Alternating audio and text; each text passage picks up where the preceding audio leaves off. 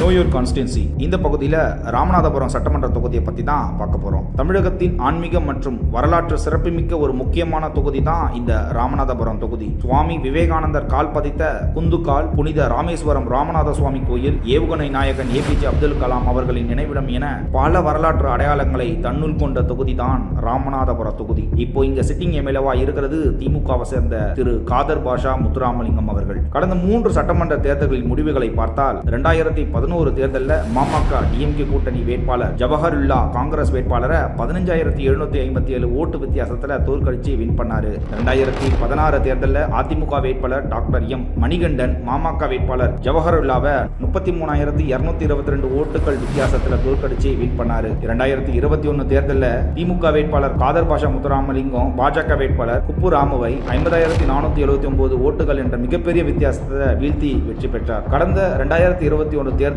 இங்கு திமுக மிக வலுவான வெற்றியை பதிவு செய்தது. ஆனால் இந்த தொகுதியில் மீனவர் நலன், குடிநீர் பிரச்சனை மற்றும் சுற்றுலா மேம்பாடு என பல்வேறு கோரிக்கைகள் இன்னும் மக்கள் மத்தியில் விவாதமாகவே இருந்து வருகிறது. தற்போது 2026 தேர்தலை நோக்கி தொகுதி தயாராகி வரும் நிலையில் வாக்காளர் பட்டியல் திருத்த பணிகள் விறுவிறுப்பாக நடந்து வருகின்றன. திமுக தனது பிடியை தக்க வைத்துக் கொள்ளுமா அல்லது அதிமுக மற்றும் பாஜக கூட்டணியின் சவால் எப்படி இருக்கும்? மீண்டும் இந்த ராமநாதபுரம் தொகுதியை திமுகவே கைப்பற்றுமா? உங்கள் கருத்தை கீழே கமெண்ட்ல சொல்லுங்க.